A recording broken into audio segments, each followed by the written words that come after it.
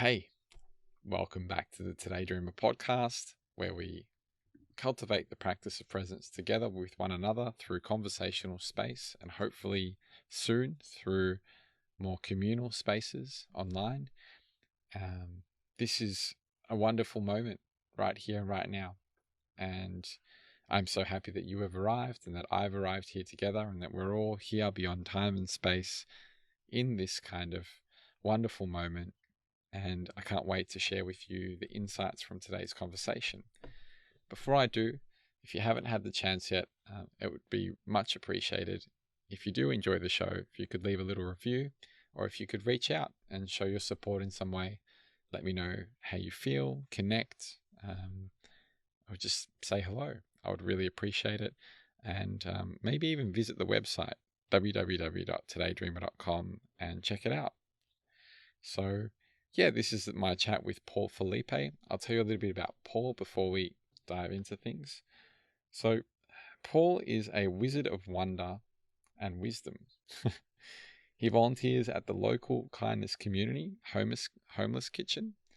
And kind of through this link is actually where I met Paul and his beautiful wife, Emma. He's a father and husband, and he kind of has gone through the depths of darkness to come out into a shining space of a deep sense of love. And that's kind of what we're going to be dancing around and exploring today. And yeah, he's really a close friend of mine that I feel blessed to have met and that I'm, always learning from and really enjoying the interaction with. And the opening that takes place in Paul's presence is just, one that's definitely profound and meaningful in my life. So I'm hoping to share some of that with you as Paul opens up in this kind of, I'm sure, one of many conversations on the podcast. So yeah, please, give this one, your vibrant attention and wholehearted presence, as it definitely deserves it, especially with the kind of topics that Paul shares in this conversation. So let's get into it. Before we do, just going to take a moment of pause with you and invite you into this space as, just realize I've been talking quite quickly, and wherever you are in your day, maybe you've been moving at a certain pace and there's been a residual effect on your body, mind, and heart in the interactions or experiences. So let's take a pause and just see what it feels like to take one nice, slow, conscious breath together. So there's now a gentle invitation to close your eyes. And if you haven't already, feel free to begin to inhale as slow as you've ever done in your whole life before, as slow as possible, in through the nose.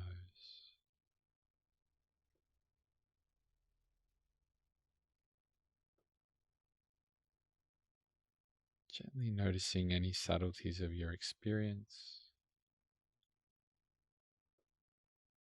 And whenever it is that you may reach the peak of your breath, pause for a moment to feel into that space before just as gracefully allowing your breath to release out.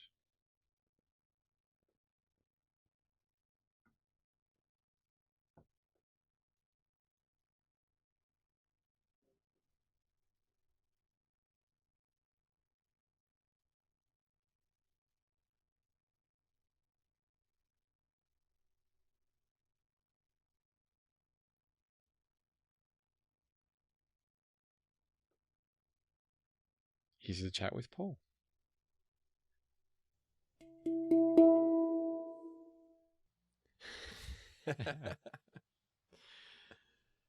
So, yeah, I think the first thing that comes to me through my heart and my mind to explore with you, Paul, would be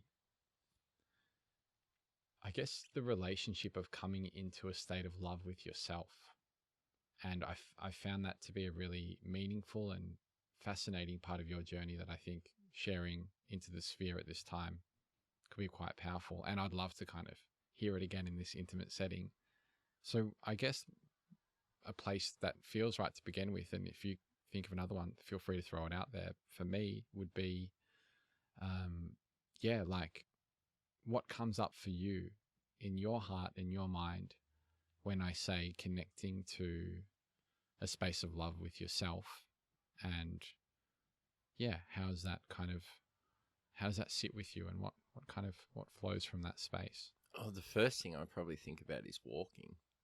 Mm-hmm. Like walking was really powerful medicine um, for me to find self-love, Mm-hmm. because in that walking, it was realizing that every step that I took was nothing but an expression of self-love, Mm-hmm. because I wasn't walking for anyone else. No step I took was walking towards someone or walking with someone. It was walking with myself. And it was about moving. It was about losing that really stagnant energy, which I'd sort of had a lot up until that point, like sitting on my ass on the couch, staring at the TV, like watching a lot of news, wondering why I felt like shit, wondering why things seemed negative. But that's what I was feeding myself. So then making that decision to get up off my butt and walk, and found this really beautiful park near where I lived. So I was out walking in nature, and yeah, that was really a big journey into self-love, and realizing the reflection of love, the beauty I felt in staring at the trees and the plants and the insects, and eventually realizing that all of those were a reflection of my own beauty, and the love that I had for those was also a reflection of the love I had for myself. And that was a really beautiful sort of realization to have in one of my walks, that either either none of those things that I saw and loved were worthy of love, or all of it was worthy of love, including me. It was sort of like this corner I backed myself into emotionally. And I was realizing, well, I love these plants and these trees and these insects and everything so much that I can't now say that they're not worthy of love. So it meant that I was just as worthy of that love, which was really a beautiful thing to realize. I think in that moment, it was truly realizing how much everything is a reflection of ourselves and of me, and how we reflect each other, and how we're all worthy of love, and how the presence of everything, whether it be an ant, a rock, a tree, or us, makes the world a more beautiful place than it would be if we weren't here. Yeah, what comes up for me is relationships built between you and this other space, this other being, and how that, yeah, like you mentioning how that's a reflection of yourself. I'm thinking of like a relationship with a tree, for example, and this idea of how I keep thinking of this, it keeps coming up in different ways, but sometimes I feel like the things that make us seem crazy are actually the things that bring us in union with ourselves. And like talking to yourself, for an example, might look crazy if you saw someone doing it, or if someone you walked across the park and you saw someone having a deep conversation with a tree, you think that's a little bit odd. But the idea of forming a relationship with a plant or an animal or yourself in that kind of a way where you're speaking out loud and developing that as you go. And it seems like you may have been doing this um, with everything that you encountered on these walks. It seems like such a beautiful and nourishing thing to develop this relational space, this intimacy in spaces that you may have either ignored or just, not explored in the past. And I'm kind of curious because you're talking in past tense, and I'm hearing that this was kind of, it seems like quite a pivotal point on your journey. Also, I get this idea of Thich Nhat Hanh's walking meditation and connecting with the ground with every step. with a sense of love and being and presence, and synchronizing your breath with the flow of the walk that comes through as well. But I'm really curious to know what part of this, of your journey, did this come in, and what led you to that space, because it's quite a beautiful opening that you've expressed, and I'm wondering how you got there and what the context was like. With the walking, I was actually going through this beautiful process of heartbreak after breaking up with my partner at the time. And I think because of the journeys leading up to that, I'd actually come into more connection, more ownership, more feeling of my emotions. And I went through this heartbreak, and it was really beautiful. Like, to be on my knees on the floor, like crying so hard that I could barely breathe. But it was my emotions. And it wasn't, I guess, a lot of emotions that I had before that and being younger, it was always felt like emotions in response to what someone had done to me. You know, whether it was through victim mentality, or, you know, someone hurt me, or this went wrong, or that happened, where this was something I was going through. And it was a real sort of shift in mindset. And I spent a lot of time crying and maybe indulging in that beautiful feeling of heartbreak and crying and tears and the overwhelming beauty of being overwhelmed by that emotion. But I did get to a point where, you know, a really close friend at the time, he'd come around, and I'd sit there and cry a lot. And he'd come over one night, and I said, I'm not doing this tonight. Like, this is enough. I need to walk. And we just got up and walked. And it was also symbolic that the direction I walked in, along the bike path, was walking in the opposite way to where my ex-partner lived. So it was like this symbolic thing of, I needed to be walking away from her. I needed to be walking away from that energy, from that space. And it just unfolded. Like, I walked along this bike path, and it was about 3 kilometers or whatever. And then the bike path dipped down, and we just went through this magical, like, doorway into this really beautiful reserve, which is like 160 hectares or something. And also it happened in winter. So there was this really magical, mysterious element to it, because there was fog, there was mist, there was like this really light rain that was happening.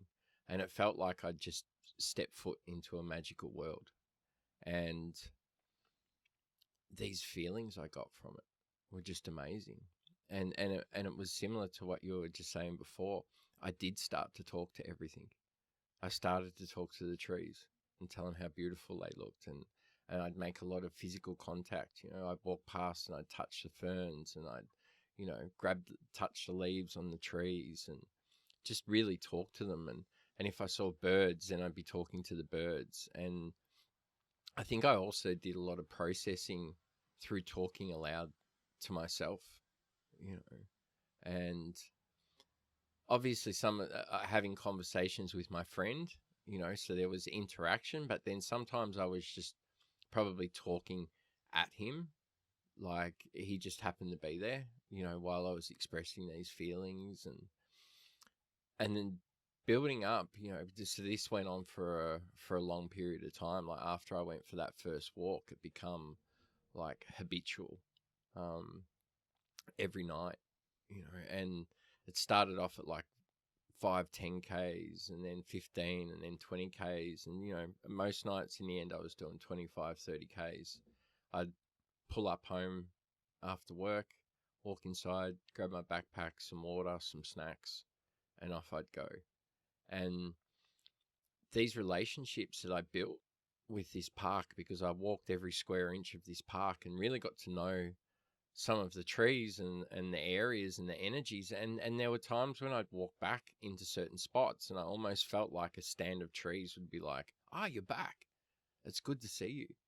And I really felt like this deepening relationship with the trees and the nature in that park, because they're like, well, people don't normally talk to us. Like, we're sitting here, we're saying hi, but they're just not listening to how we talk.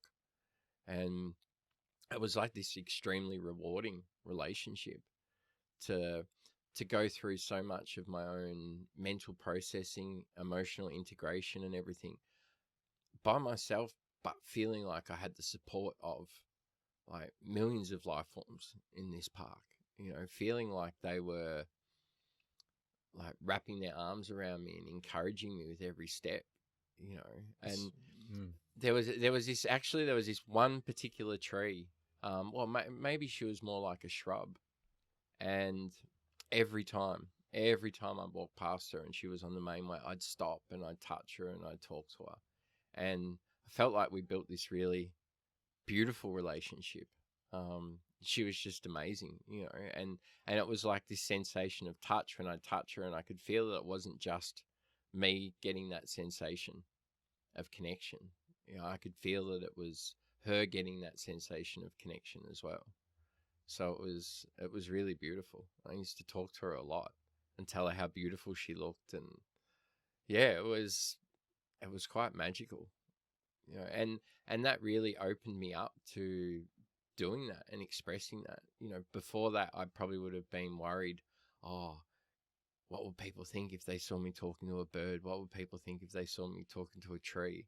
Well, now I don't care. Like, I'm happy in public to walk up if I see a bird, for instance, and be like, hey, how you going? You're looking beautiful. How's your day going? And the same with the tree, and I don't really mind if people look at me and think I'm a bit crazy. Well, when you've added a richness to life and you feel more alive in the process, all that stuff becomes so much more insignificant, you know. And I feel like what you've expressed there is quite profound in the sense of the before and after, and how even if you're looking at it from the plant's perspective, like you mentioned, of so many people walk past me and no one says hello, but I'm always here. Yeah. And it's a sense of,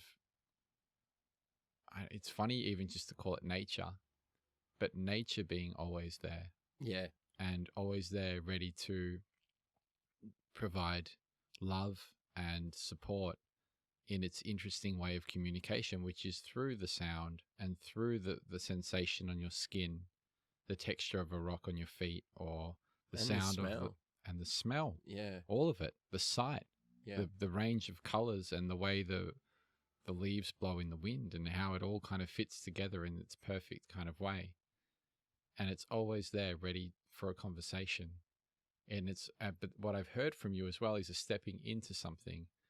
You made a decision with your friend in that place to go for that walk and do something different than wallow in your sorrows like you had done all those other occasions. You took the step. The trees weren't going to walk to you. Yeah. So it's a coming together of, it's like, I'm always here, but whenever you're ready, you know, I'm here for you. So there is a beauty. I mean, I had a really profound experience when I was in Costa Rica, spending a number of weeks in the jungle. And before that point, I'd never realized that such such beauty existed within me, I guess would be a way of putting it, just that I could touch just by spending longer periods of time around it. I didn't realize, and it seems so obvious, and everyone knows that is familiar with the idea that nature is part of us, and that, you know, it's so glorious to spend time there. But I found my older self, and even still sometimes, the sense of looking at it like it's somewhere that I need to go visit. But it's just this idea of being around it and relating to it in all the aspects, even wherever we are, even through the sky, or, you know, I'm thinking of the clouds, the trees in your neighborhood, whatever it might be, connecting to that on a deeper level, and then spending more time with nature to be able to connect deeper with ourselves seems quite a potent thing, quite a healing thing, is what I'm hearing from you. Well, it's going home. And I guess it's that construct in our modern society that home is four walls and a comfortable couch and a warm room with an abundance of layers and clothes on, where I really got the message in that early process that to give up comfort, to release a desire for comfort, and that's where the real journey of life would begin. So also inspired by Wim Hof, I started going out in my shorts and t-shirt in the depths of winter, because there's a real beauty in that coldness, because it would actually make me stay present in the experience. Because when the wind or the rain was on my skin and I'm feeling these sensations across however many receptors, my legs and my arms and my face and the back of my neck, then it's like an overwhelming of the senses that you need to be present with. It wouldn't allow me to escape into my head and just, daydream as I walked for a few Ks. I needed to be like really present in that experience, and present in the experience of going home and becoming more and more aware of things. Like you mentioned, watching the leaves blow, how the grass moved, how the raindrops hit the soil, how it sounded, how my feet sounded crunching on the ground, how the river through the park sounded, and being able to pick at times, like, is the river low? Is the river high? How's the flow in the river? Like, through all these sounds, and just being like feeling really, really alive, like really present in that experience. And so many times I would walk for hours and then get within 300 or 400 meters of home, and I'd just stop and I'd look at my house and be like, nah, and turn back around and go and walk like another 6 or 8 Ks. And so it wasn't just emotionally and mentally, but also physically, because I was carrying a lot of extra weight, being sedentary and eating a really crappy sort of diet. And as I spent more time walking, I realized that I actually didn't want to eat as much. So I was eating lunch, and then that'd be it. And I'd take a few little sort of walking snacks with me. And I think in the process, as it was like everything was healing together, like everything was getting healthier together. I think I dropped like 20 or 30 kilos through the walking. I was actually drinking more water. I was feeling more alive. Like, I was having less sleep, but I was feeling like so much more like with it, and attuned during the day, and getting up easier, rather than sort of like laying there and being like, oh God, I don't want to get out of bed, but like sort of jumping out of bed, and just feeling more vibrant, like far more alive. And it was a really beautiful transition, beautiful experience to go through. It was like, it was almost like a rebirth, because I probably could say that I'd spent most of my life living in anticipation of dying. Like, I had my eyes on the end. I wasn't present. It was like, oh, okay, I'm here again. I'm doing another day. Like, when's this going to end? And then through that process of that walking and connecting with nature, all of a sudden there was an actual excitement to be present in every day, and to be grateful for every day, and to enjoy every moment that I had, and just find this profound love for the world. And that also mirrored the profound love that I was finding for myself. And in those walks, talking to myself and becoming my own best friend, and talking aloud and saying, oh my God, you think exactly the way I do, and I love the way you think, and really discovering what it meant to be my own best friend, and realizing the depth of self. I don't know if self compliment is the correct word, but self acknowledgement, and realizing that there's so much more power and beauty, and love in the acknowledgement that comes from self rather than from externally. I mean, it's nice, obviously, to be told, like, by someone else that they love you. I mean, that's beautiful and that has its place. But I guess even before that can be accepted properly, there needs to be that internal conversation of, I love me, and to be able to stare myself in the eyes in the mirror and genuinely smile and be like, you're awesome. Like, I love you. You know, I love my life. I love doing this. I love being me. It's interesting being able to see what's going on by speaking it aloud, and then by kind of reflecting back or feeling into what you hear. Yeah. And you can do that through writing as well, I'm sure. But there's these. It's interesting to how we miss a lot of that stuff, or it just goes on without us being cognizant. And once it's spoken aloud, and there's this dialogue of some sort, or at least a listening, a speaking and a listening, a externalizing to then deepen or re-internalize somehow. What's coming up for me is dreams for some reason, and this thing I read about the dreams that we have, expressing them creatively onto some kind of a canvas of whatever that could be, whatever that looks like to you, and then feeling into what that says back to yourself, because dreams are kind of like the epitome of this kind of warped space of difficult to decipher.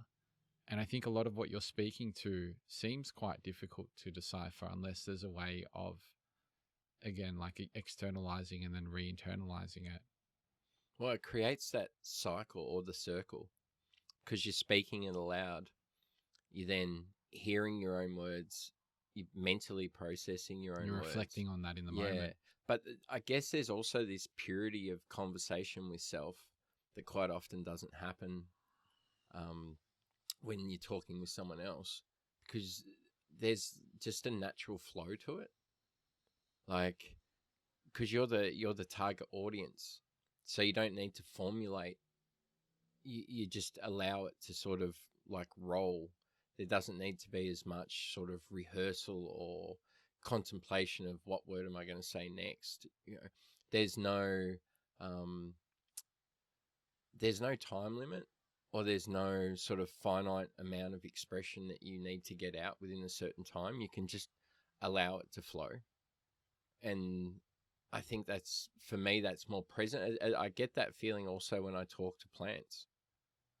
I don't need to think about what my words are. I just let it flow. And I feel that's the same when I talk to myself. I just let it flow. Yeah. And because I know how I feel and I know what I mean. And so the words become secondary. Like the words become the sounds that the emotions and the feelings travel upon. And there's that real sort of magic of like, manifesting. Like, even say like in religious texts in the Bible, they say, well, first there was the word and then word created form. And it's similar to us, it's like talking things into being, like expressing things into being. First there's the thought with the expression that comes out through the sound. And then through that sound, things can start to manifest. So once these things have manifested and there's been a feeling of some kind of a space or some kind of realization, did you embark on any process of working through what you've discovered in that speaking or in that building of relationship that's deepened over time? What did that look like is what I'm curious about. Well, that was like a whole rewriting almost of my internal operating system. So it was digging down into my thought patterns, my belief structures, contemplating my actions versus my reactions to situations, and really sort of digging down into that. Where did that come from? Like, when was that formed? And I found a lot of times by coming to an understanding of where the root of that behavior or that reaction type would come from, all I needed to do was actually pinpoint how that came about. And then in a lot of ways that released like an emotional blockage, or released like the energy or the anchor of that response. It's like I pulled up the anchor. All I had to do was spot where the anchor was, and then I could pull it up.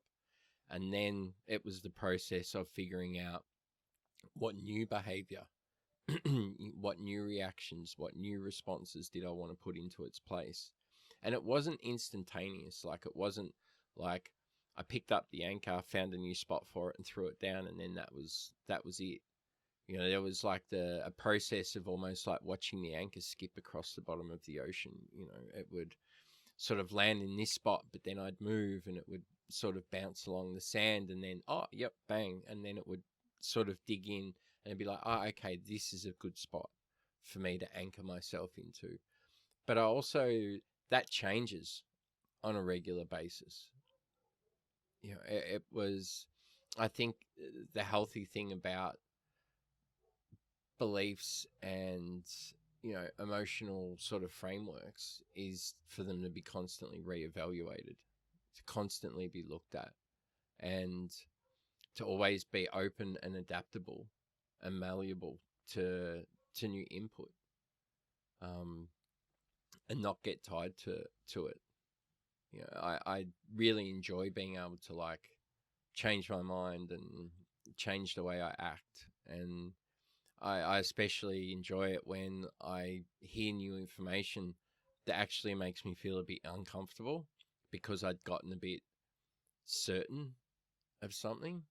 And it maybe had become part of my, you know, library of information that I might share with other people, and then I get something else that makes me realize that the perspective that I'd been looking at something wasn't correct, and it makes me feel a bit uncomfortable. And I'm like, oh, this is good. Like, you know, this has actually touched a nerve here, and I was wrong, and now I need to readjust in that thinking. And I guess I just think that's such an important thing to be able to do, is to constantly readjust, fine tune. And I don't believe, I don't believe we ever achieve the definitive point in that. I believe through life, through experiences, through discussions, through relationships, we're constantly finding new anchor points for our responses and our way of being.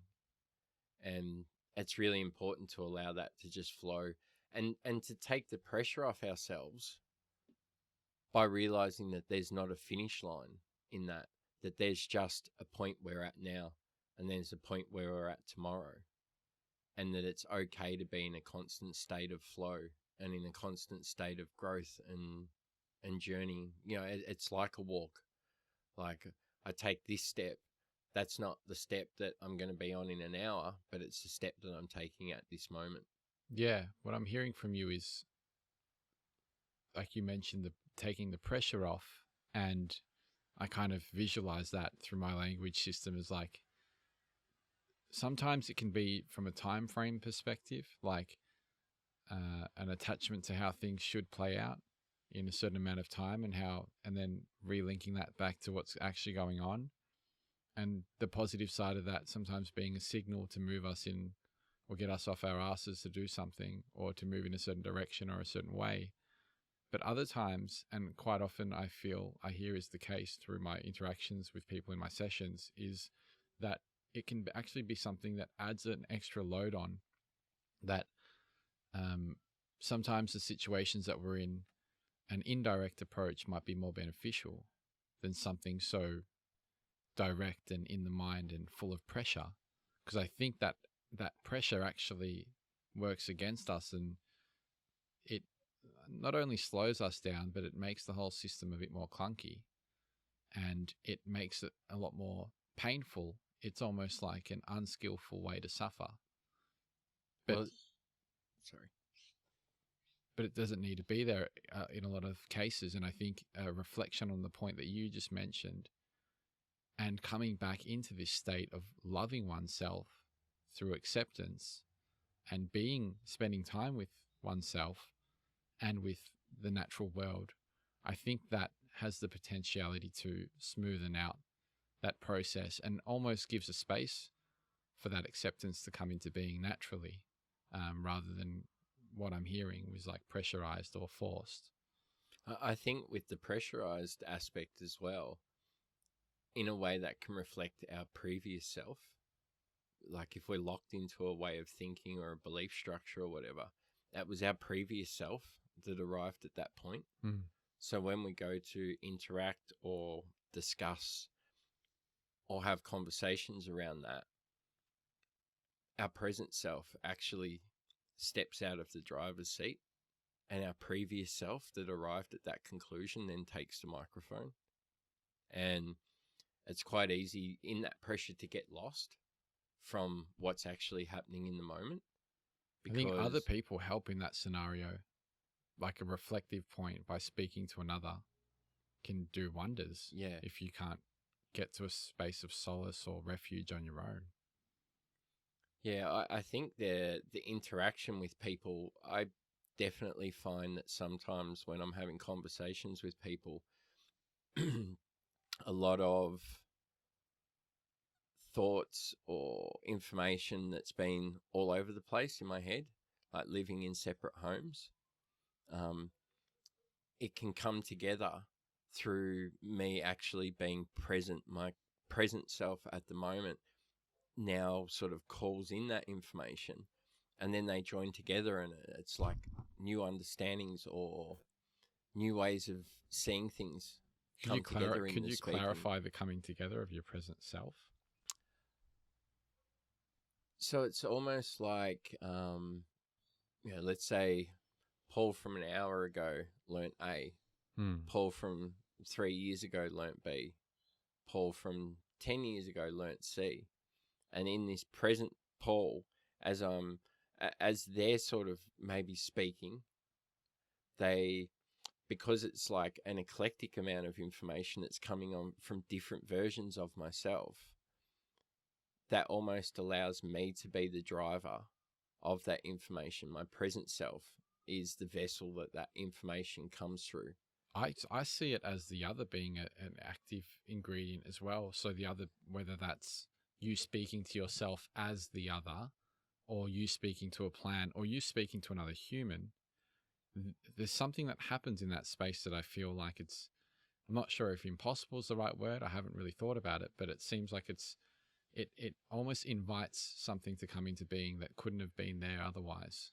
Sometimes I feel that other that comes into being for me personally, when I'm in that present self, is actually my deep internal, the wisdom of my body that holds wisdom of realistically billions of years. When you think of our atoms and everything that goes to make us up as being present on this planet for billions of years and holds all of this wisdom and all of this information. And being present sort of allows that to flow, allows that wisdom to speak through us and speak with us. I've found over the years that in that situation of talking with someone, so someone I know might be going through a hard time, or they're playing out a negative sort of thought pattern in their head, and it's almost like the wisdom of my body in that present moment like starts to give them advice or a new way of thinking, and that advice is just as much for my conscious mind as it is for their conscious mind. It's like we're both being given advice by the wisdom that's held within my body. That makes total sense. Like you're somehow stepping out of the way and allowing your being to be a vessel for some higher inspiration. Yeah. For yourself and for the other and for the whole. What I'm hearing is there's something really profound you said earlier. I don't want to skip over it. You mentioned this whole idea of the wisdom in your body in itself being like something that's lasted for, from the beginning of time, or from beginningless time. This idea of just the representational, like, what is your body? It is exactly that. And being able to tap into that wisdom or that knowledge in moments seems like, and when you mention presence, I hear sometimes this idea of coming into the body and listening to it, but I'm also having things rush over me in terms of this idea of having all this, not even from all those like lifetimes or all all the galactic wisdom that's inside of you, but even just from this life and everything that you've lived and experienced, and all the trauma and excitement and experiences and wonder and love and all these different shades of the spectrum that your body's been through this whole time. And as it's constantly going through this birth and death and rebirth, which each of your blood cells do in every moment, and there's something being stored in that process.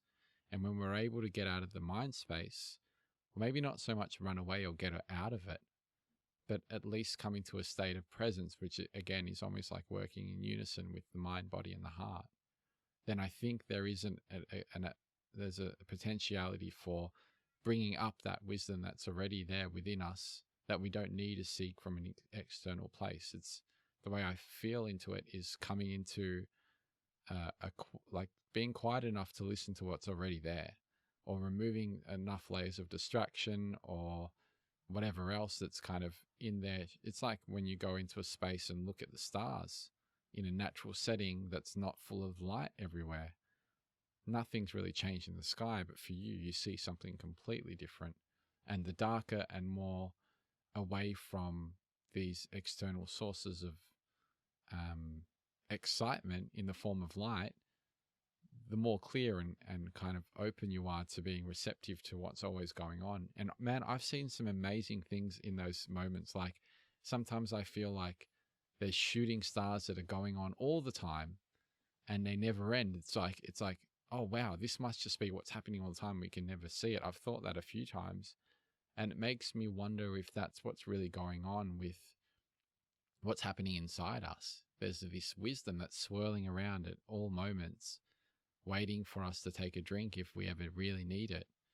And it's just about somehow what I'm hearing now, which I'm just kind of thinking about for the first time, I guess, is in this way, is like externalizing something, but then also being quiet enough as well. Maybe they work together, you know.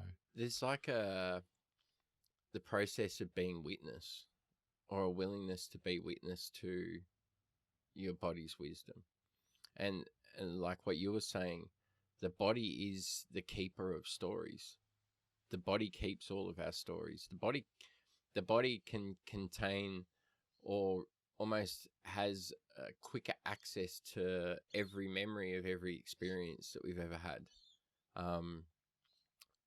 Which plays a part in obviously safety.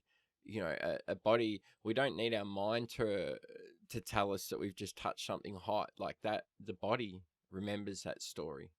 The body remembers the story of something that's cold, that's hot, that's spiky, that's unpleasant, that's pleasant. There's quite often it's our body that actually tells our mind about, that feels nice. And it's the body that's actually telling the mind that. It's not the mind processing, oh, does that feel nice? Oh, yes, that does. Like there's this taking the lead of the body at times. And I feel for me, it's been about becoming aware of that, like consciously understanding the wisdom that's held in my body, and being open to accepting that. It has been really powerful, and an acknowledgement, which is also then another expression of a deepening self-love, because it's like, wow, my body contains all of this wisdom. My body, has a lot to say. Like sometimes it's scary, like we were speaking about earlier, like as I'm becoming more consciously in touch with how my body feels. Like sometimes that's a little bit uncomfortable, because it's like, oh, my ankle is really tight and it's sore and I need to move it more. And I can find sometimes there's that desire to step away from that. Like I'm choosing to become aware of an uncomfortable sensation in my body, which is there whether I choose to feel it or not. It's there. But I'm choosing to feel that uncomfortableness in my ankle, and then deciding to actually do something about it, like stretching it, moving it more, like releasing that. But there is also the desire for the instant gratification to just remove my connection from my body. This is an interesting space to explore. And that's coming back into that sense of comfort Yeah. and freedom as well. We tend to feel like sitting in this discomfort might be something that closes us off, but it's quite liberating to work through the process of what you're articulating and just kind of sit in that discomfort or explore what that is and what's going on there. I had this experience recently during one of my meditations, and it was a deepened body scan meditation. So I was going through different parts of my body, and I was giving love to those parts that I had probably forgotten about, definitely forgotten about. Like, you know, how many times do you sit there and think about the bottom of your right foot, unless it's in pain? So I was giving love to these parts that, because our body is made up of all these intricate different parts, and it's like so much is going on, but we kind of automate everything and take it for granted without realizing sometimes, or it can be the case. And going back over these different parts and acknowledging that they're there and being like, what would I do without this part? Like, how special is this part of my body that maybe I haven't thought about for 3 years? And how cool is it? Like, it's like getting to know yourself in a way through the body. So we initially started with the walking, which is, I guess, the walking and the talking, which is in a way both of those things together. And we've explored this idea of the talking and externalizing and almost like speaking to the psyche or something, or the psyche speaking to itself, however, whatever the right way to put that would be. And then now I'm, I guess, thinking about what's coming up for me is this talking to the different body parts and speaking back to the body, and that whole thing about the body being a temple and being worth looking after. And I guess there's all these ways that we see also that make us feel uncomfortable when we do examine this, about how we may be ignoring parts of our body and how we may be abusing other parts and how we may be contributing to the ongoing trauma that our body or the higher, deeper sense of who we are is experiencing, and how that is being represented in the way that our body is. Like everything, we eat too much McDonald's and you're probably going to put on some weight.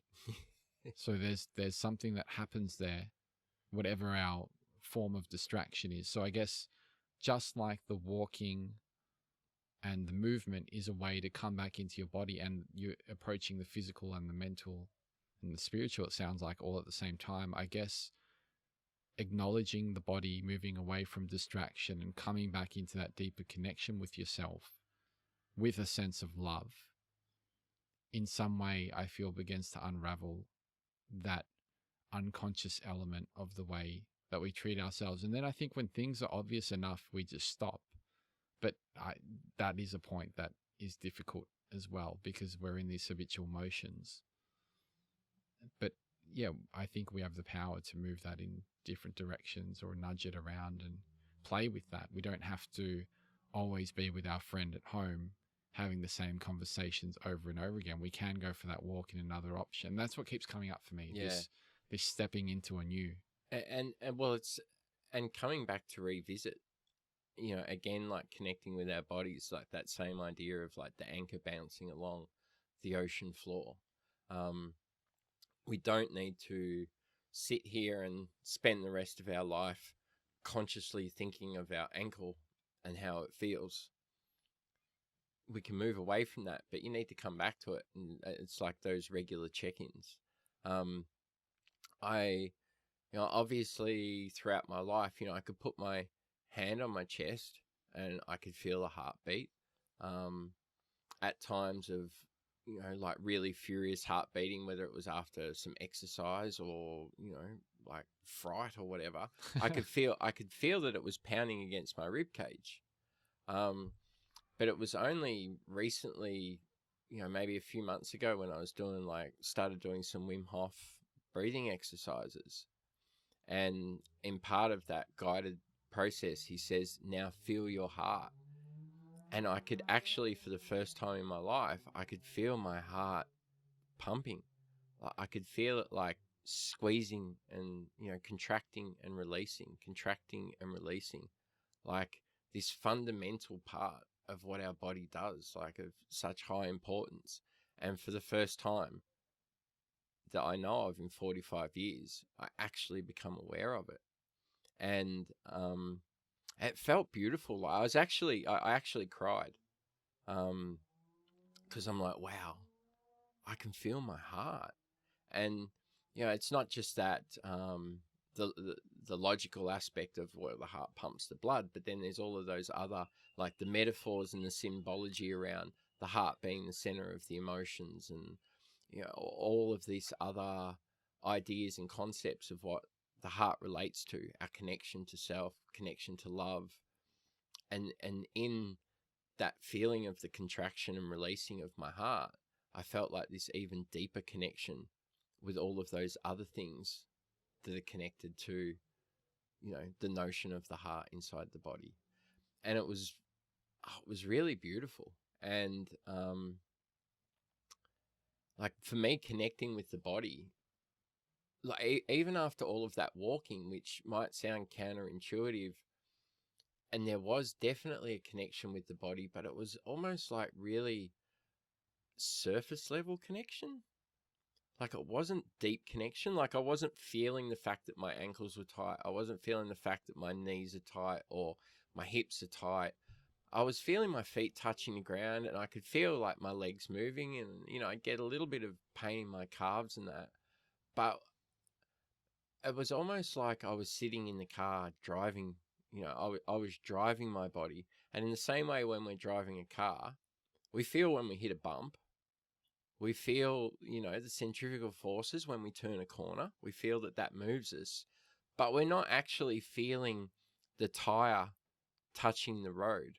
We're not actually feeling the spring contracting up and down inside the suspension. We're not feeling the gases going through the exhaust. We're superficially aware of them. And that's what my relationship with my body was like. Even in all of that walking, there was like a superficial awareness, even with the cold. And that was, yes, bringing me into present moment. But I guess I feel like all of this stuff with connecting with self is like level after level after level after level. There's no finish point to it. And so it's like this cycle, and as I'm connecting more with my body now, which I'm sure in a year or two from now, I will look back on how I'm connecting with my body now, and I would still look at that as being superficial. And then I'm sure that process will continue. But, the feelings that I get from my body now are more connection. I'm actually allowing my body now to tell me when it hurts.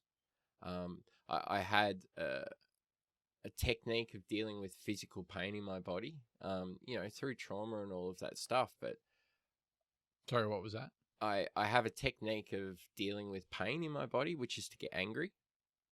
So I get angry, and thinking about it now in this moment, it's almost like I get angry at my body for feeling pain, and like shame it or scare it into stop telling me that it's sore. Like, when I injured myself at work recently, and my first response is to get angry. And then I can focus on that anger, and I don't have to focus on the part of my body that I've just hurt. And instead of going into that natural emotion of anger, I actually sat with the physical sensation of the pain and just allowed it to be. And that was uncomfortable. I wasn't sort of used to that.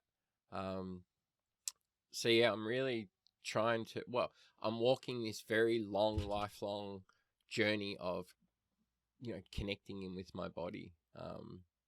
And like we were discussing earlier, even just learning how to sit comfortably, learning what it feels like to, stretch my body and move my body. All of these beautiful and uncomfortable experiences, because they're humbling in the sense of making me feel like a beginner, making me feel like a complete novice. Where I thought I was an expert at being me, but I'm not. I'm an expert at aspects of being Paul, but I'm not an expert in being connected deeply and feeling my own body. I'm a novice at that. It's interesting that the awareness that brings about a change on its own. Just knowing that and accepting that means that there's something new in the mix. It's just something I heard, on a previous episode. So it's quite an interesting thing. I'm thinking about this kind of realization that we are all in that kind of a state, and this is all always going on. And I keep, for some reason, thinking about what happened to me with the car the other day. I had this like back left tire that was really flat. My brother had been telling me about for a while. And the car was a bit bumpier than normal, but I just kind of thought it was just whatever.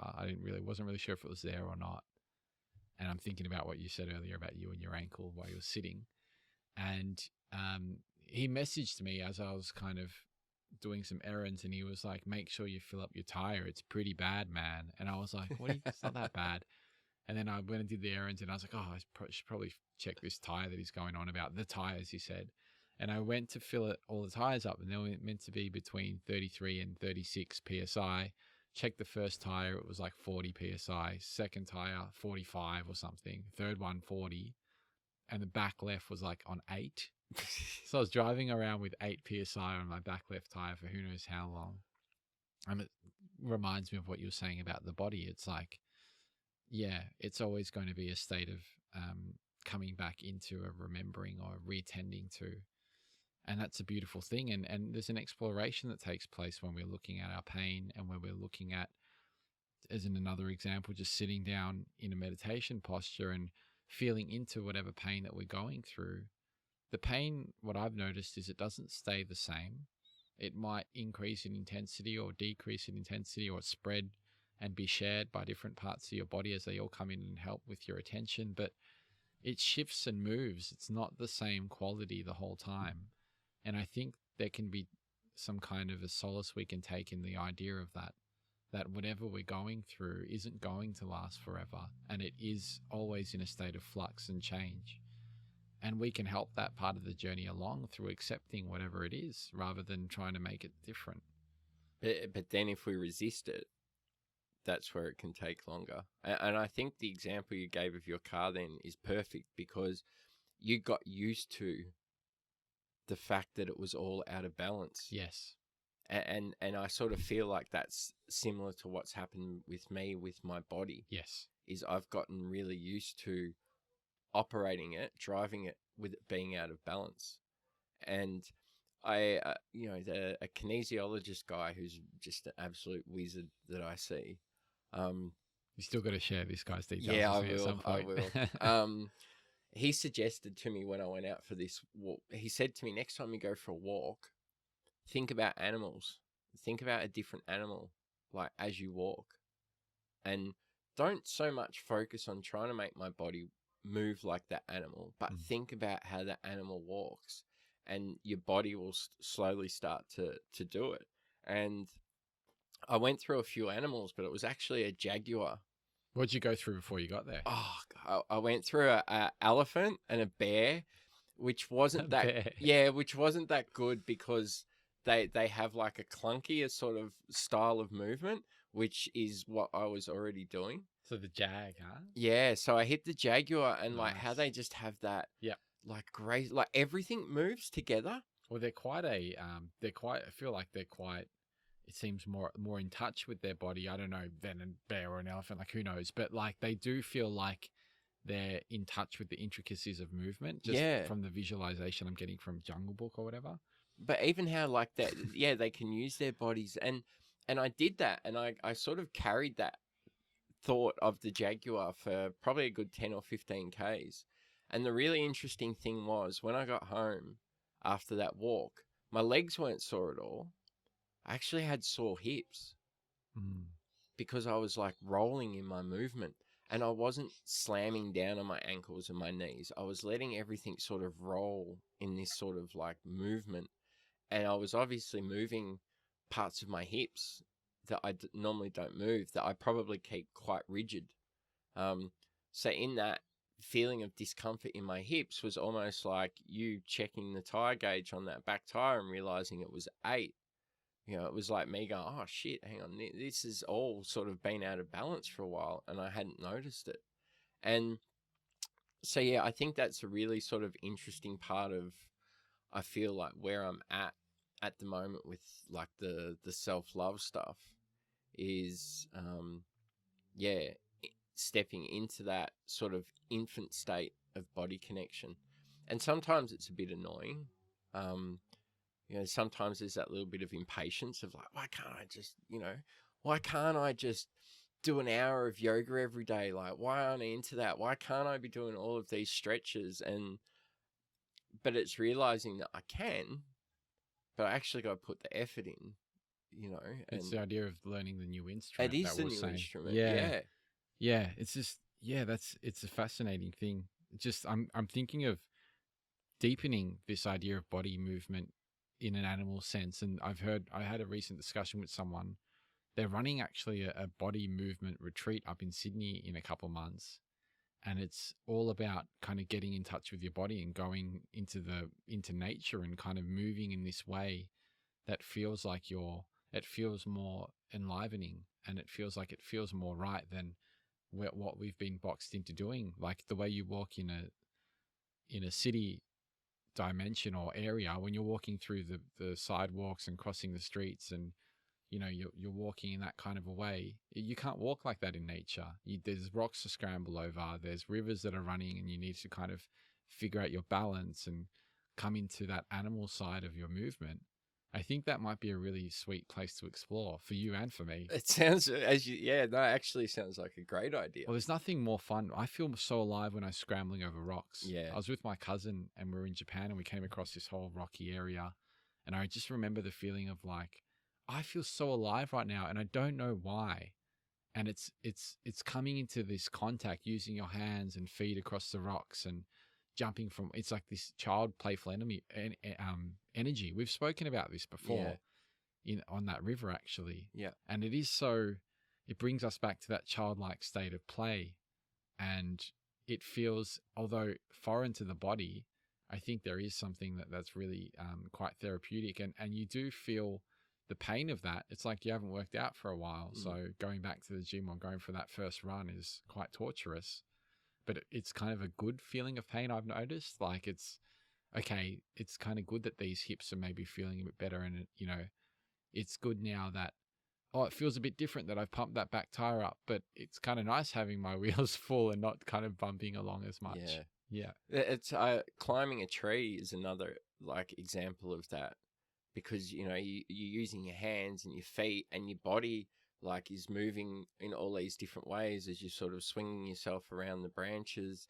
And then I haven't done it for a while, but it's like this instantaneous like child excitement that comes back the minute like I wrap my arms around the first branch and start like climbing myself up that tree. Like this real moment of like presence in play, and where am I going to put my foot? Where am I going to grab onto? Yeah. How does this feel against my hand? Stop and check out the view for a little bit. Yeah. Like, is this rough against my hand? Can I pull myself up with this sensation? Yep. And yeah, but I mean, going back a step, I guess what I'm finding at the moment with where I'm at with connecting with my body is there's sort of like this like pogo effect, because I'm feeling in and then I'm feeling the pain and then I'm trying to sit with it, but then I'm like pulling back a bit because I'm like, oh, this is difficult, this is uncomfortable. So it's like dipping in and out. But I think that when that happens, for me at least, the dipping in and out is gradually, it's got some directionality to it. And that is the process it seems like we go in when we're going into something new and out of something as well. Yeah. Like this, it seems like we can't just, as humans, begin whatever it is we need to begin. There's always like a stepping into. Yeah. And that does take a bit of a back and forth, but with movement, it seems. So that sounds completely natural. Yeah. But frustrating at the same time. Yeah, I can be a bit impatient. Like, I'm a bit sort of like gung-ho when I get into something. Yeah. Well, that makes it even more rewarding when you start getting the hang of it. And it's like, oh, now we're moving. Yeah. And then that's the next phase. And then after that, it's like, now we're not only moving, but now we're having fun in this space. Now we're Yeah. playing in here. And then, as you kind of progress, it goes that way or go in the other direction. You stop giving that enough.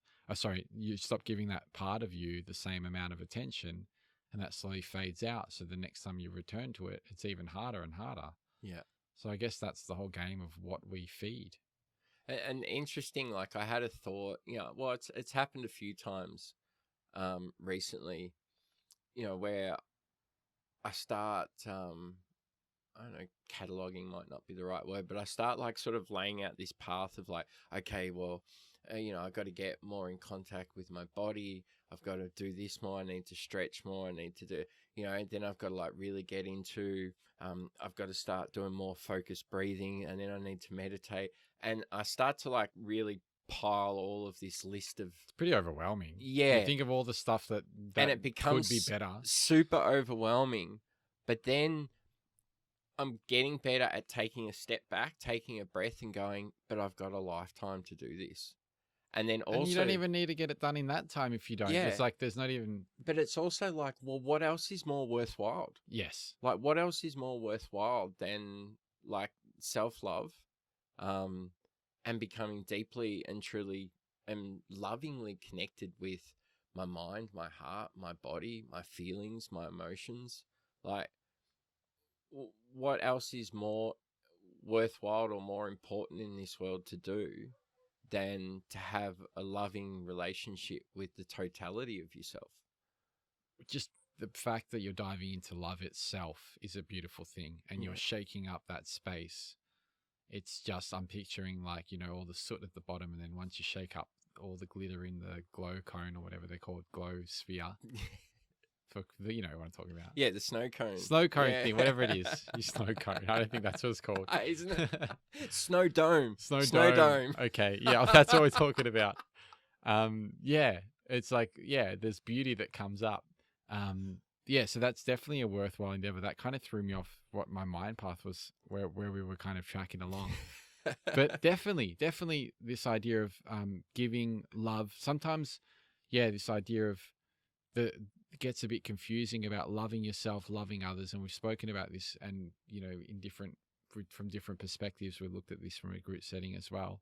And I think, all in all, whatever your language is, if you're taking time to show some compassion to others, and you're in a space where you're enlivening love within yourself, and you're being kind and gentle to yourself in the process, is a beautiful thing. And that's that. Now it's kind of clicking again. So you're talking about this overwhelming feeling when you looked at all the different ways you could be better and grow and get all that stuff. For me, what comes up is an importance to looking at that kind of a thing, like writing those things down. It brings a sense of writing your own story in a way. Like, I'm looking at the way I want to, who I am in this moment, and the way I want to, add modules onto this being and whatever I'm doing and where I'm going. But then it's doing that, but then letting go of that, which is the thing. If you don't do that at all, I don't know, that's an interesting space. If you do too much of that, that's also an interesting space that can be too much pressure, and that again, pulling the beating up of oneself based on what we expect. But it's an interesting space to play in or experiment with. Again, the dipping in and out. So sometimes the dipping in and out might not be such a bad thing. And doing it with love, it's something that it's nice to say my wife Emma has really sort of been talking to me about a lot recently, of when you do something, to do it with love. Yeah. And then the minute you stop doing it with love, step back out of it and like take a bit of a break. Using the example, so she was repotting some plants the other day, and she was really lovingly repotting them. And then she said she got to a point where it had become like, all of a sudden she noticed her feeling had shifted to it almost being a bit of a chore, like, oh, I have to get this done. And she took that as her cue to get up, come inside, have a cup of tea, relax, and then go and reapproach. That's good. The potting of the plants again with love. And I guess, like, this is just, I mean, I could sit here for the next year and tell you about why my relationship with Emma is fantastic. But there's all of this beautiful like wisdom that Emma brings to our relationship, which seems to really complement where I'm an infant in my journey. You know, like Emma's been into doing a lot of, you know, meditation and yoga and health with her, you know, her eating and all of that sort of stuff. So she always just seems to hit like these really beautiful key bits of wisdom for me, like right where I'm sort of sitting. And even, you know, like I was discussing with her, I think it was last night, about something we were doing where she was running me through a yoga, uh, and I was going, oh, but I'm finding it really hard, you know, because my brain's like, oh, I can't do this and I can't do that. And she's like, yeah, that's what everyone's brain's doing. You just don't realize it, you know, like everyone's sort of in that state a lot of the time. Like maybe just because a person's done yoga for years, it doesn't mean that they're like just 100% zen as they're doing their yoga movements. You know, there might still be that little inner voice that's like, oh, God, you know, I need to stretch this much more, or how, you know.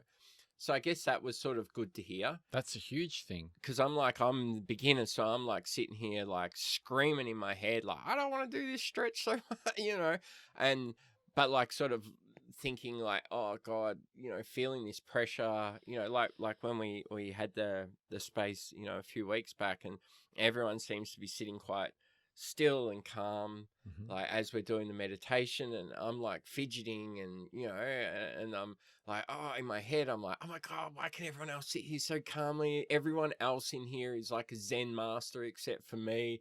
And then it's like the internal dialogue starts to make it become more difficult, because you're like, everyone else is doing it so easy. But probably realizing that, you know, I'm sure there was probably some other people sitting there who maybe had a sore butt as well, or, you know, but they, you know, are a little bit further into exploring how to be comfortable with sitting there on their sore butt, where I'm just starting to learn. So I'm feeling like fidgety and out of place. That happens in life quite a lot. Yeah. I think for me, I've found when that happens, I get a similar thing that Emma does when she stops and walks outside.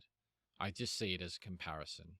It's comparing. And I see that as like a trap that I fall into sometimes with what my ambitions are, or what I'm doing, you know, with this podcast, or what I'm doing with the spaces, or whatever I'm doing with having sessions with people, or whatever it might be. I feel like I get into this, I look at what other people are doing and I imagine where they're at.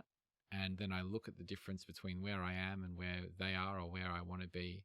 And it just blows everything out, instead of just being like, all right, well, I'm here on my journey. This is where I'm at right now, and this is what I'm going through, and that's okay, and that's normal. And I think that reminder from Emma is that we're all kind of, you know, I used to think when we were kids that everyone had it figured out. And when you get older, you're like, no one knows what the fuck's going on. And that's quite liberating. It's one of the most powerful realizations. Yeah. When you realize that you're all sort of figuring it out as you go. Yeah. Yeah. Yeah. We're really good at doing that. We're really good at comparing ourselves to others, and consciously or unconsciously placing that person on a pedestal by saying they've got it all figured out. Look at how easy everything But is the thing for is, them. they might have it on that angle, but life's made up of different components, and they're not us. And everything. Once you go, yeah, they're not us, and there's a unique, special thing to you that, you know, this is what I've kind of noticed with certain aspects of my life. I might not be the best at this thing, but because of that, I'm really good at this other element of life that maybe someone else might not be so good at, but they would be good at something else. So there's this like weird bringing together of who you are from this remix of elements that make you special and unique, and embracing and being with that through love is what really gets things going, because then you can share that with everyone and add to the collective, you know, melting pot of whatever's happening right now, which no one really knows what it is, like we just kind of pointed to. But it's like that's all part of it, being more in touch, I think, with our unique special self, or the uniqueness within us that even if it seems like we want to get better at certain things, there's a beauty in the way we are already. You know, I think there's this whole thing about getting better and growing and always achieving more and more and more. That's also part of the human condition. And it's like, fair enough, that's probably always going to be the case, and an acceptance of some area of that might be really beneficial. But then there's this idea of also just pausing for a moment and remembering who we are, like through love. That comes through love. And I think, yeah, walking into that, just to coming back all the way to the beginning, is a beautiful way, because we're kind of walking into the present. Yeah. We're not walking to get anywhere. It didn't sound like you were walking to get to the end of somewhere. You were just adding on an extra couple of Ks here and there. You got back home, I'm going to add another couple of Ks on. It's not even about where you're going. That's the whole cliche about it's about the journey, but it's like, it really is. Well, it is. I think you just made a really good point then when you were saying about looking at something and going, oh, well, I'm not good at that. Well, it's because our attentions have been elsewhere. And yeah, I guess that is a really good point to reflect on, is the fact that, yeah, okay, I'm not good at that because I haven't been paying attention to that. But I am really good at this because I've been paying attention to that. And I can become as good at this new thing if I pay that same level of attention. There will be a consequence to that. Paul, you know, Yep. like being social. All right. You know, so the way that they punish a prisoner, so they've already taken away their freedom. They've put them in jail. And let's say a person who's in a maximum security prison, you could assume isn't around like the nicest people. Okay. But the way that they punish a prisoner inside jail is to put them in isolation. So they understand that we're so inherently social as social creatures that the way that you ultimately punish someone is to take away all connection to people around them. You know, and even if the people around you are murderers and dangerous, it's still worse for you to be isolated from them. I find it an interesting space when you look at the wisdom that comes from solitude in comparison to what you just expressed. Yeah, which is a forced, and there's a difference between the choosing the solitude Exactly. and an enforced. Exactly. Yeah. Yeah. But you could still get wisdom from this forced solitude. And that I've heard stories of that happening in prison, in solitary confinement, where people have awakened to some higher truth and come out and change their whole lives. I've heard some amazing stories about like people finding and understanding what true freedom is through incarceration. Yeah. Understanding the freedom of the mind. Mm. You know, that, I mean, I that's what I believe also, is that the only place that freedom truly exists is in our mind.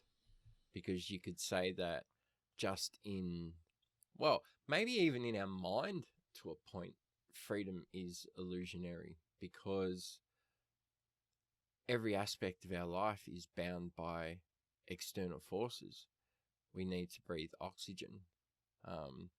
We need to breathe oxygen so we can have oxygen in our blood so it can pump to all of our, you know, so we don't have the freedom in our mind, for instance, to say, well, I'm going to stop breathing. Well, we do, but then we will eventually we die or pass out, and then we no longer even have our mind to have the freedom within. But yeah, sorry, I went off on a tangent there. That's okay. I find it interesting that our bodies have been kind of, I'm going to say use the word evolved, but I think what I mean is we're kind of, everything kind of fits really well in the place that we are. And we're a part of that. And I think we can forget that sometimes, that we're connected back into that system. We're not just an extraction point and separate from that system. We're a part of it, and everything fits so well because of that reason. And there's a giving back in some way that we can contribute. And I think one of those ways, you know, I think the ultimate way is to come back into a sense of love. Yeah. Love for the system itself, which includes ourselves. So that's, I think, the definition of self-love that I'm hearing when I think about it. Well, we're actually, you know, it's interesting you brought that point up, because I was listening to something recently where we're actually far more of a system than we normally are aware of. Like, obviously the old, human, I think, therefore I am. And we spend so much of our time and our energy and our thoughts thinking about us as an individual. Mm. But in a lot of ways, we're not that much different to an ant in a hive. We all completely rely on each other. Interestingly, there is most likely not a person alive on this planet now who knows how to make a pencil.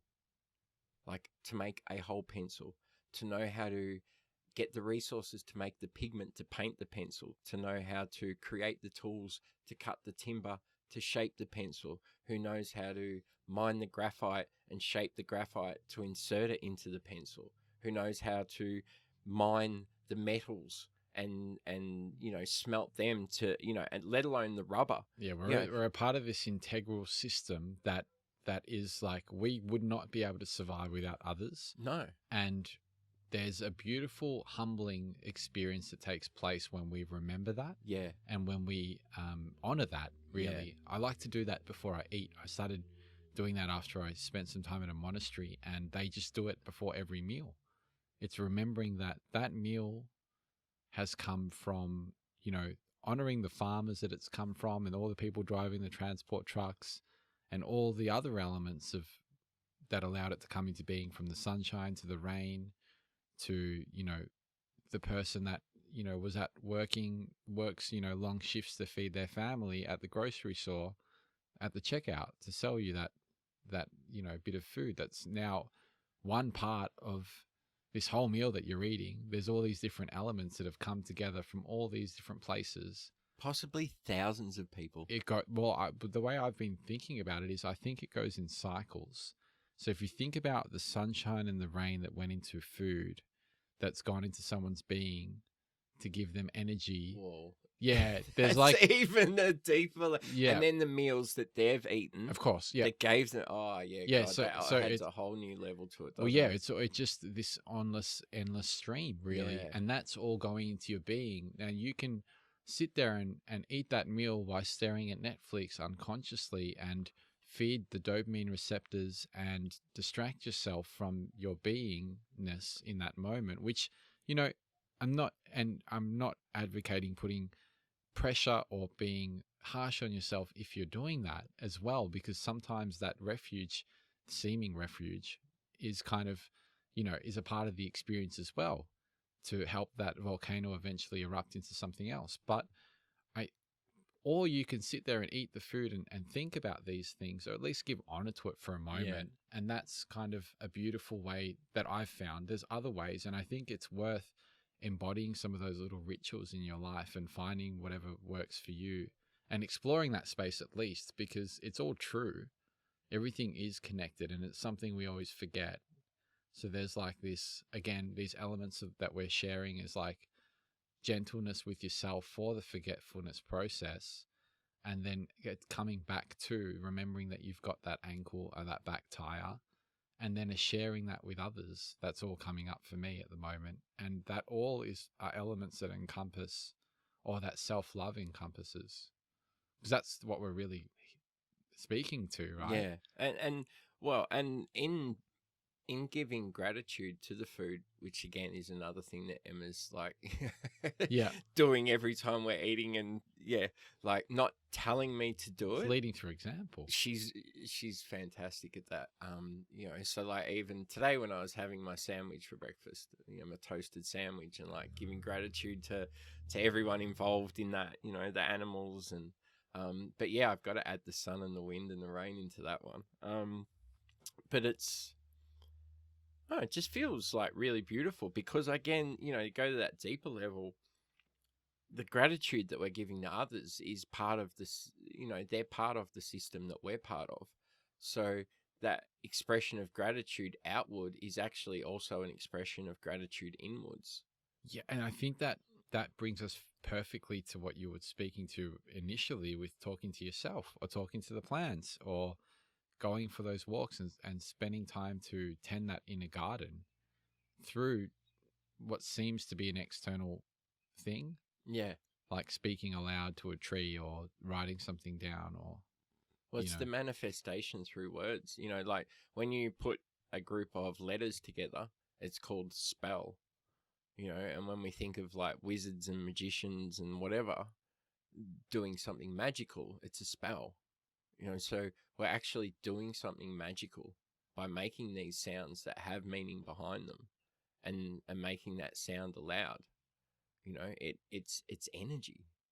So it might not be visible. The words that we speak aren't visible to our eyes, but they're manifesting and creating things, thought forms, energy ripples. I mean, how many times have you ever had the experience of like talking about someone that you might not have heard from in a while, or even actually just thinking about that, and then next thing you know, there's the phone rings and there they are, or an email arrives. I find that a lot. Like Emma and I'll be talking about someone or something, and then it's like, oh, it's like that concept of quantum entanglement. It doesn't matter how far away two things are, they can still be linked energetically.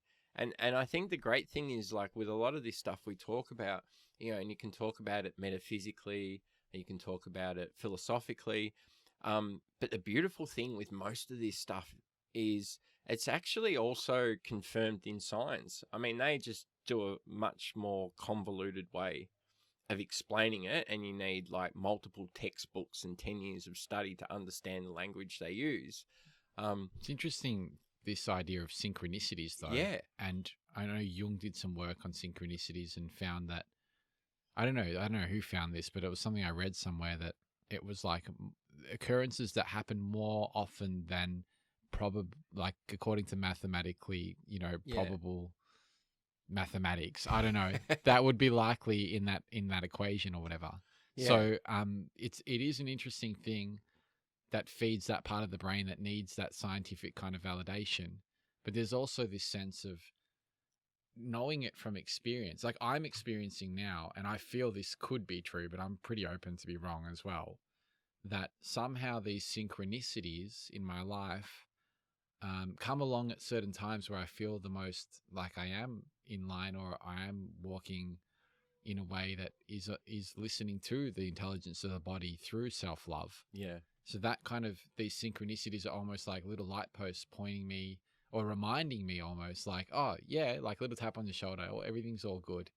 It's really beautiful. They are like the signposts of the universe, saying, I mean, they could be, who knows what's actually going well, on. But it feels like that. it, like one of the songs that was really special to me, through my journey of like self-love and dealing with all my trauma and stuff, was the Beatles' Here Comes the Sun.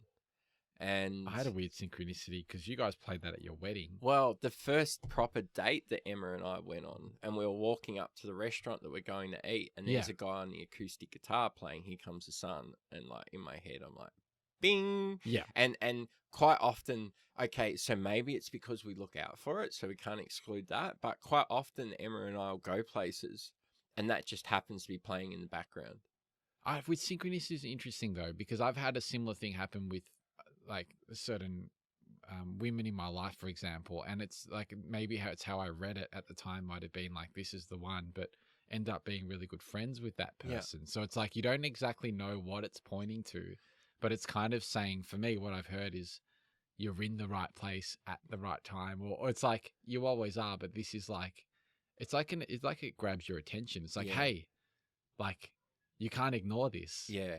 Like, and it's really important as well, like when you're saying that, that it could be referring to the fact that you're in a loving place, in a loving interaction, loving vibe. Yeah. Yeah. And it's based on love. And we can have that with people. We can have intensely deep loving relationships with someone that lasts for 2 months that we maybe never see again. And that love is just as genuine and valid as an ongoing love.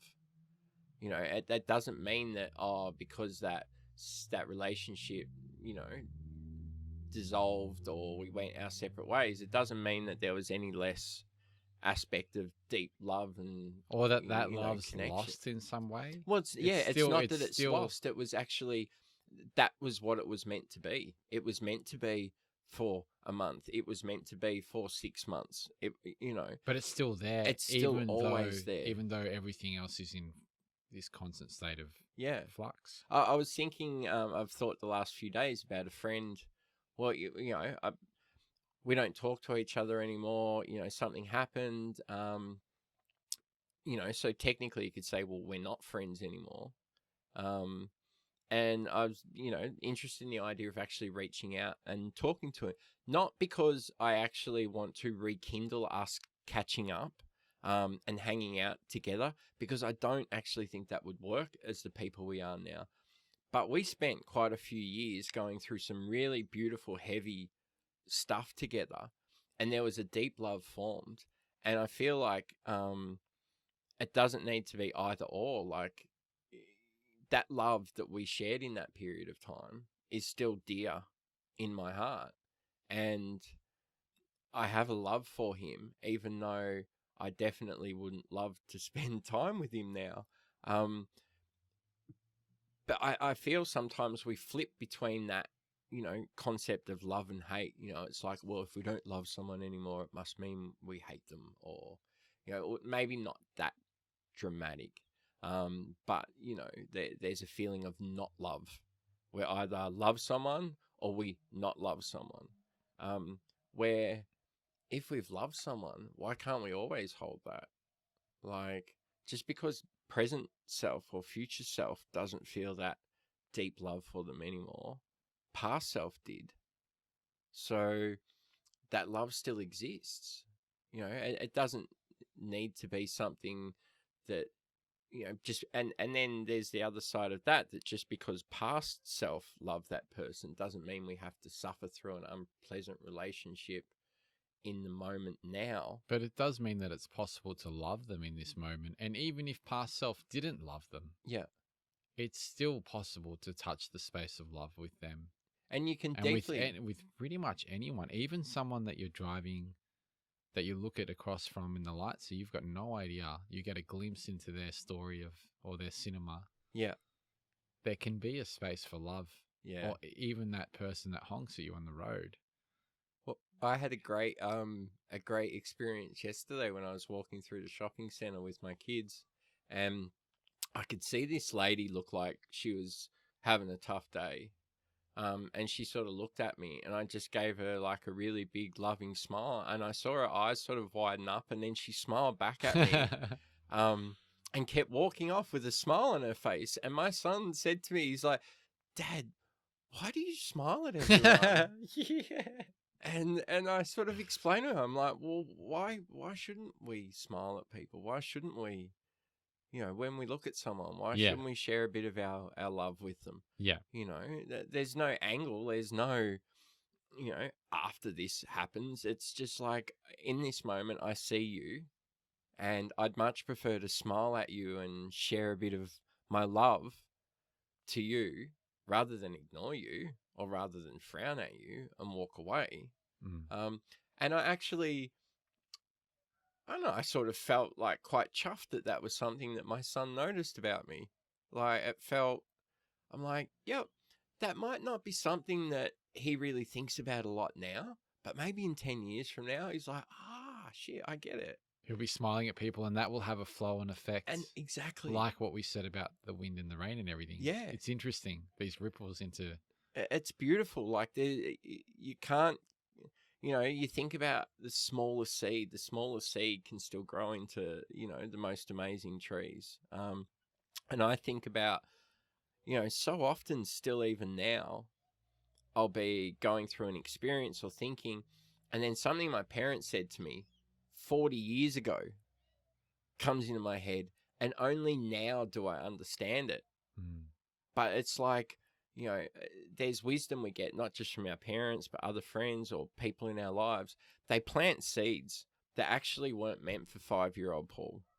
I get that all the time. Isn't that beautiful? I get that through the podcast. Yeah. When I'm having these chats, things come back later on But it's like, oh, that's like, I thought I got what that guy meant, but now it's like a whole new thing. And then it'll happen again a couple years later, and that same, from that initial seed from that conversation. Yeah. Like, it's probably happening right now. There's a few seeds that is just kind of. It's so beautiful. Like Emma Yeah. and I, like, we talk about that a lot. So, for instance, past Paul bought a book that he wasn't interested in.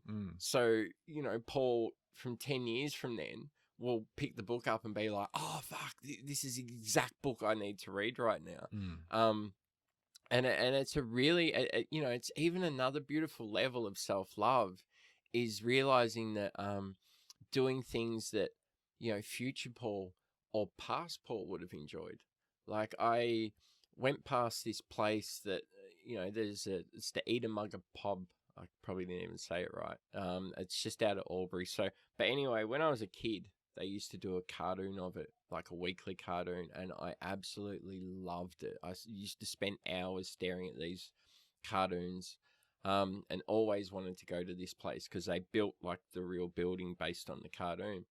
And, you know, I hadn't thought about that for 30 odd years. And I was driving back from Sydney for work and I saw the sign for it. And I was tired and I couldn't be bothered. And I'm like, well, I'm not really interested in that. And I'm like, you're not. But little Paul loved that. You should take him there. And so I turned off, went there, and I went and sat at the bar and drank a glass of Coke. But the coolest part was I could feel like 10-year-old Paul running around this place, losing his fucking mind, like screaming and yelling, like, oh my God, look at this. Oh my God, look at that. And it was, my God, it was a really beautiful feeling because I was tired and I was disinterested, but I could feel 10-year-old Paul having an absolute ball. And that was sort of when I come up with this like idea in my mind that I call like paying it backwards, you know, so stuff that our little selves didn't get to do at the Our time. inner children. Yeah. Yeah. Yeah. Letting our inner, giving this gift to our inner children. It's like, you didn't get it, but I can give it to you now. And it might not mean anything to us now. We might be totally disinterested in it, but our inner self, like our inner child absolutely loves it. And, you know, I think there's a lot of room in our lives for that sort of stuff as well. I've been looking at the future one as well. Yeah. I mean, the inner one, I mean, I took some inspiration from that story. You've told me it before. And I, like, even last night, I was spending some time in Clifton Hill, which is where I grew up. And I visited my old kindergarten where my mum first took me, and I felt so abandoned, like she was just going to leave me there forever with all these randoms. And, you know, they force you to go to sleep together in that room with your little blankies and stuff. It's like, why do I want to go? I don't want to go to sleep. What's going on here? I feel like I'm in prison or like military camp. Anyways, I've been looking at the future, and I've been like looking at, all right, who is Michael as a character, and what would he want to study now? What does he want to deepen his knowledge into? And how's that person going to appreciate my movements now in this, when investing in this kind of a space, in order to, you know, motivated by what I feel like my wiser elder self would want. Yeah. So it's an interesting space to play in, looking from things from that frame. So we've kind of danced around, you know, and all that is a sense of presence as well. Yeah. Even though we are talking about these different parts of our being, you know, we can go real deep with the whole time thing, but well, it's quite beautiful. I think it was today, and I don't know why the thought come up, but I was having a chuckle to myself thinking about, you know, you, myself, and Rowan as like old wizards, like, you know, in our 70s, you know, with like really long, like, I mean, I've already got grey and stuff, but, you know, like with crazy long grey beards and our long grey hair, and just sort of like allowing my mind to sort of like wander a bit of like that, the presence, and, you know, that energy and that sense and of how we'd be Just like these awesome, like, awesomely magical, like old wizards, like sitting around, like laughing probably about the stuff that we're doing now or how we are now. And that was a really beautiful thought, like that was, yeah, that was really fun to sort of like just let my mind sort of like play in that and picture us, looking like really cool and like, yeah, like Gandalfs, Yep. they're in our robes and I'm picturing that, maybe around a fire of some sort. yeah, Yeah, just kind of like, like and and just with everyone's own uniqueness that's been deepened with the beauty of time. I saw deep laughter on our faces. Yeah, I'm picturing laughter as well. Laughter, Yeah, laughter at maybe um how much of a rush we might feel like we're in at times in this moment in feels so good being able to 2022. laugh back at things, but you don't feel like it sometimes when Yeah. you're in the crux of it.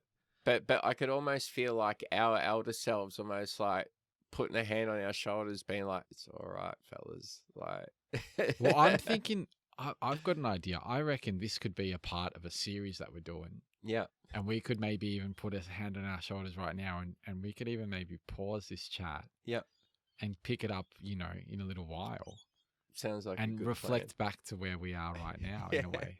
That would be pretty cool. Yeah. Yeah. Yeah. I don't know if that was an abrupt way to kind of end things, but I'm just thinking like batteries might be a bit low and stuff. And That sounds like a good sun plan. setting. Yeah. Well, and then maybe we can take a quick. So, all right, when you said that, the first thought that come into my head was, I'd like my future self in that conversation to be able to reflect back and say that I was further along the path with my relationship with being connected to my body. So I'm just putting that out there. Breadcrumbs. Yeah. So hopefully future self is listening and we got that. Yep. Yeah. Yep. So future self wants what you're saying to your future self. Let me clarify that is that there's going to be a deeper connection to your body next time you meet or something. Well, or... I think maybe thinking about it, I'm making a commitment to future self. Sure. That between now with gentleness with and gentleness self-love, and when he sits down to do this, yeah, that I will have, that my current self and yeah, myself's in between those moments, yeah, will have been deepening the relationship with feeling of the body, yeah, and stretching and moving and yeah. yeah. Cool. I feel like I need to make a commitment now as well. I'm just not sure what it is. It's not coming to me right away, but it could be around. No pressure. Yeah, I reckon it would be about just continuing to really embody and try to deepen this sense of love. Yeah. And yeah, coming back into the idea of just working on the basics. Good food, good sleep, good friends, the exercise and clearing the mind space through meditative processes. I think that's all like community and self-love, all that entangled together without the pressure. Sounds like everything there. It's just everything, yeah, but without that pressure. So I think that wraps things up pretty well. Sounds good. All right, brother. Sending a loving breeze of gratitude in your direction. Thank you so much for sharing space with us here and now. And if you want some more information about our guest, you can head over to todaydreamer.com and check out the episode section on the page.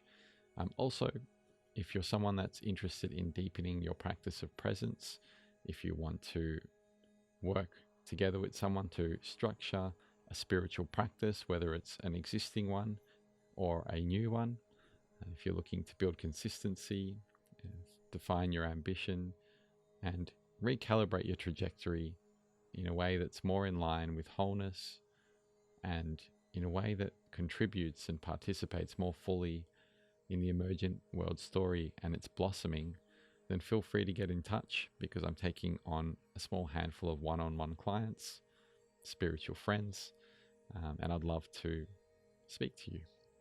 If you did enjoy this episode and you felt like you got something out of it, feel free to share it with your community. And if you feel like there's anyone in particular that could benefit from the space shared today, I would really appreciate if you'd pass it on to them, and I'm sure they would too. And yeah, I'll catch you in the next episode. Thank you again, my friend, and be well.